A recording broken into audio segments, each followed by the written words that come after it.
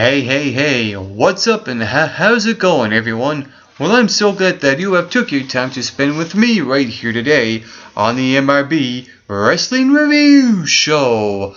I'm your co-host, Mike McRock-Wilson, and we just saw TNA Impact Wrestling, and the show kicked off when Bully Ray and AJ Styles were in the ring, and they had a little back-to-back interaction. First, AJ Styles came out, he cut a promo, and how he mentioned that he hopes to win the World Heavyweight Champion. Then Bully Ray picked apart that and said that you should know if you want to win the World Heavyweight Champion, and really planting the seed of doubt to AJ Styles. And before Bully came out, I like how AJ Styles mentioned that he likes Hulk Hogan and can't stand Dixie Carter.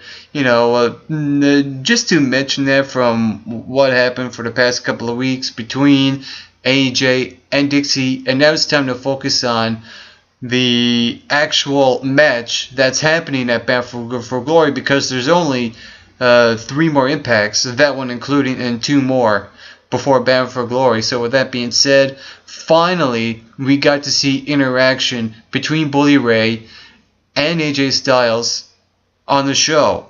And with that being said, that beginning was very solid, was very good, very entertaining. I'm really looking forward to this match. I like how they build the hype. The interaction between the two of them was just great. Both guys on the microphone giving it their all. And like I said, I'm really looking forward to this match. And then later on, we'll see some physical interaction, which I'll get to later on, and how this will all play out leading into Bound for Glory, as well as the story of Aces and Eights as well. I like how that they didn't have another write-off segment, because for the past month, we see these write-off story plots with Aces and Eights with members leaving the club. So I like how they kind of switched that, not to have that this week, because if it would feel like an overkill, and have the last 2 TNA Impact Wrestlings before Bound for Glory to be the write-off segments, hopefully, to write off the story with Aces and Eights. There's only 3 members left. There's Taz on commentary, there's Knox and Garrett Bischoff. So we'll see what happens on the last 2 TNA Impact Wrestlings going into Bound for Glory. Also last night, Kenny King and Chris Sabin teamed up. They took on Jeff Hardy and Manic, where Jeff Hardy and Manic got the victory over the heels. What happened was we saw Austin Aries on commentary, and the interesting thing about this match, and any match now involving Jeff Hardy, is that it feels like wins and losses don't affect Jeff Hardy anymore. He's at that level now where he's become the guy that will elevate other X Division superstars such as Manic and Chris Sabin, or even Kenny King. And so for that reason, I can see him, competing in singles matches that would benefit the other guy.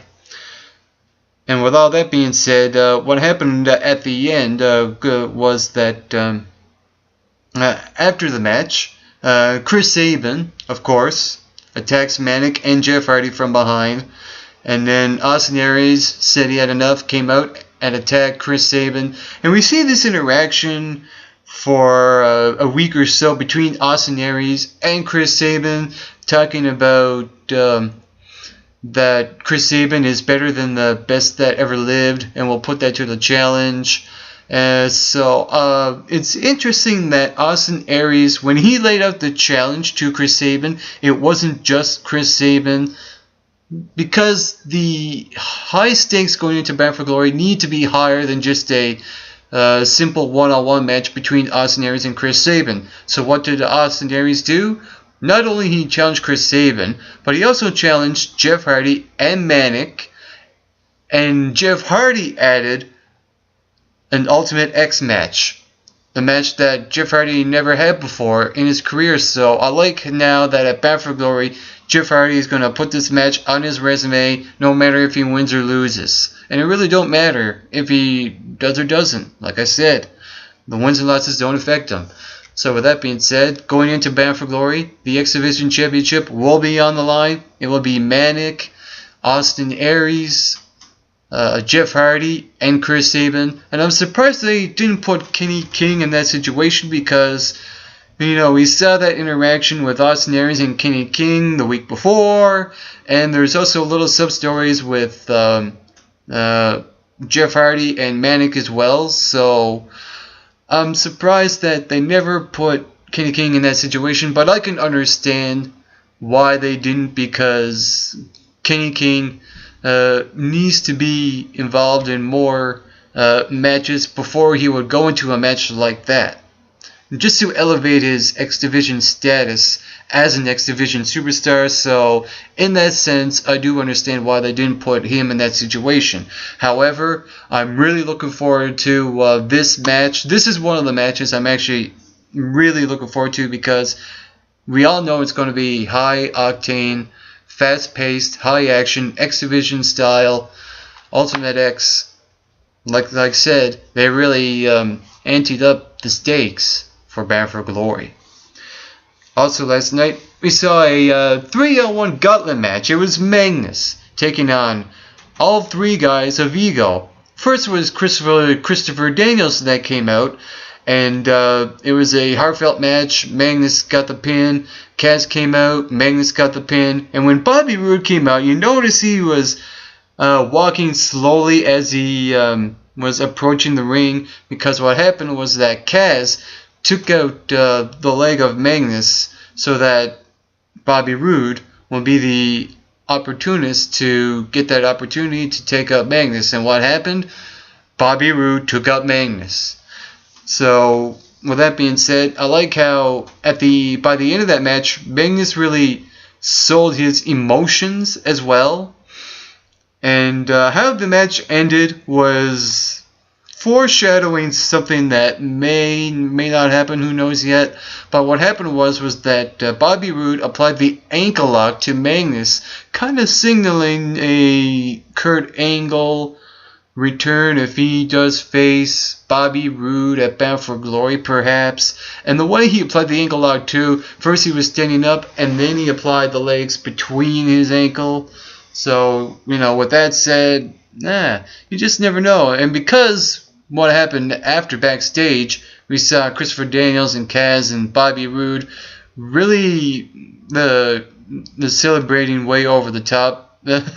It's funny the way just to see these three guys react with each other is absolutely horrendous and amazing and weird in the same time. And what happened was that Christopher Daniels and Kaz mentioned that Bobby Roode will be the first Ego member in the Hall of Fame. And we all know Kurt Angle is going to the TNA Hall of Fame. So they're kind of, slapping around Kurt Angle a bit with the Hall of Fame idea. And Bobby Roode applying the ankle lock in his match. So, yeah, it's kind of really too much of a given for that match to happen. It may not happen. It might be just Kurt Angle coming out and accepting his Hall of Fame status in TNA. Sometimes you'll never know what may happen. And after that match, we saw Magnus really selling his emotions of him losing, with the chair, flicking it across the steel steps, etc., etc. And he really sold his emotions very well. And shortly after that we see Sting coming out, trying to get, his student, Magnus, to calm down, relax, let's go to the back. No, let's solve this issue in the ring. I like that they solve this issue in the ring as opposed to in the back, because that would just kill, the whole idea of what's going to happen. Teacher and student, right? You would expect the student to turn on the teacher at any moment and have a build-up to Bound for Glory in a one-on-one match. But really what happened was that the two guys were going back and forth with a couple of promos. Magnus mentioning how Ric Flair passed Sting the torch. And Magnus mentioning there's no one to elevate me as a superstar in TNA, and then all of a sudden Sting says, "I will." So you get that idea of that challenge that Sting made to Magnus. So I'm really looking forward to this. I like how they didn't play on that cliche where the student turns on the teacher. That didn't happen. So I like the idea that they didn't do that. It was more of a left turn than the cliche turn. So that was a smart thing to do on the part of the story aspect going into Bound for Glory. Sting will face Magnus. This is a match that I think will probably be a torch passing because of the way they were going in their promos leading up to the end result of that segment. Also on TNA, we saw Velvet Sky and Brooke Hogan. We're about to go in a one-on-one match. The winner will face ODB for the Knockouts Championship at Bound for Glory.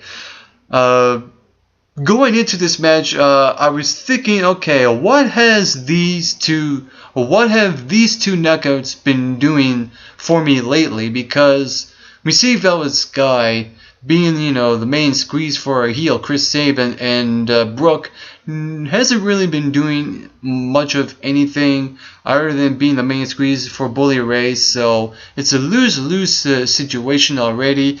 I didn't see any of those two Knockouts being credible opponents for the Knockouts Championship against ODB at Bound for Glory, so what happened? Lady Taba came out and just cleaned house. I like how Brooke was the smart one and just left the ring. That was, probably the best thing she will probably ever do in her career, because her boyfriend in the storylines, Bully Ray, he's one of the top heels. So I like, just those little things like that really set the tone for a knockout. So with that being said, Lady Tapa came out, cleaned house, destroyed Velvet Sky. I thought that was a perfect execution of a debut/return, whatever you want to call it. The way she portrayed herself in the ring, sticking out her tongue, doing these very slow pace walking as well. When she was in the ring, destroy Velvet Sky. Really, and it's all in the face as well. The way, it was just incredible. It was very imposing, looking very intimidating. The size of her is huge. And I thought that debut was so great. You might as well just put her in the Knockouts Championship match at Bound for Glory. It was that good. And in the same time as well, you don't want to rush into a superstar's debut and then have her 3 weeks later put in a championship match. Stuff like that may not be the best, but that debut was so impressive. You might as well, like I said, put her in that situation where she would be the Knockouts champion in only a few weeks in her career on TNA. And also, we saw Bully Ray, the main event, going one-on-one with Samoa Joe. It's a very evenly matched in size, and Samoa Joe is very agile for a big guy. And what I like was the end result. What happened was that Samoa Joe won by disqualification when Bully Ray used the chain, and so with that being said, it ended in a disqualification. And then after the match, Bully Ray attacks Samoa Joe. And what I like about this DQ victory for Samoa Joe is that Bully Ray really didn't need a pinfall victory over a superstar to get momentum going into Bound for Glory, because it's not very believable as a character, as a bully. So have him cheating to win, using the chain at Samoa Joe just looks great in itself. So for that reason, Bully Ray has momentum on his side, as well as AJ Styles, because AJ from out of nowhere came in and attacked Bully Ray. And what happened, earlier, we saw Dixie Carter kicking out AJ Styles out of the building. So, you play on the cliche that, he's going to come back anyway, and he does. He comes in, attacks Bully Ray, celebrates in the crowd, and it's just one of those hyped up moments going into Bound for Glory, and it just works. And AJ Styles playing that idea in the story where he has no contract as well was very well done, because he went out to the crowd saying that, hey, I'm the guy that's with these fans and I'm not a part of the show. So him portraying that on screen was just absolutely amazing to watch. These two guys, I think, will put on the main event drawings going into Bound for Glory. This will be the match that I am really looking forward to the most in just a few weeks on pay-per-view. And it was time for Hulk Hogan's decision. What's he going to do? Is he going to go on Team Dixie, or will he not? We see him backstage a couple of times. Once with Sting trying to influence his decision, as well as Austin Aries. I like how Austin Aries mentioned Hulk Hogan's colors, the red and white, as well as the red and yellow, as well as the black and white. And I like how he gave him some vitamins as well. It's very reminiscent of saying your prayers and eating your vitamins, Hulk Hogan's old catchphrase. Just bringing up those little things like that kind of signalizes that, okay, this is going to be the end of Hulk Hogan. And we see throughout the show that these video packages of Hulk Hogan coming into TNA until, him, the Aces and Eights, Brooke Hogan, and what happened at Lockdown, and what happened last week. So, we get to see all that for some reason on TNA. And it's because, this is going to be a write-off for Hulk Hogan. What happened? Well, Dixie Carter came out first, and she mentioned that she wants to know what Hulk Hogan's decision is going to be. That's what we all wanted to know.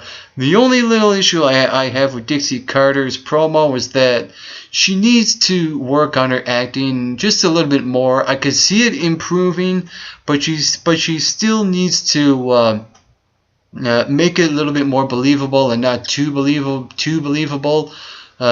Just lose a little bit of an accent, and the way she pronounces her words as well should just come out just a little bit more natural, just a little tiny bit, just to get that extra edge in her speaking ability in her promos. And then Hulk Hogan came out, revealed that he's quit TNA. Dixie Carter, in a desperate move, tries to get Hulk Hogan to make a second choice, make that second choice.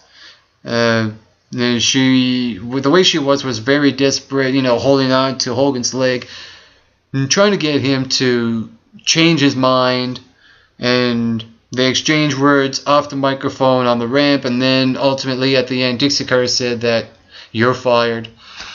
The write-off, this little write-off story with Hulk Hogan going out like that feels a little bittersweet in a way, because Bound for Glory is, the ultimate show for TNA.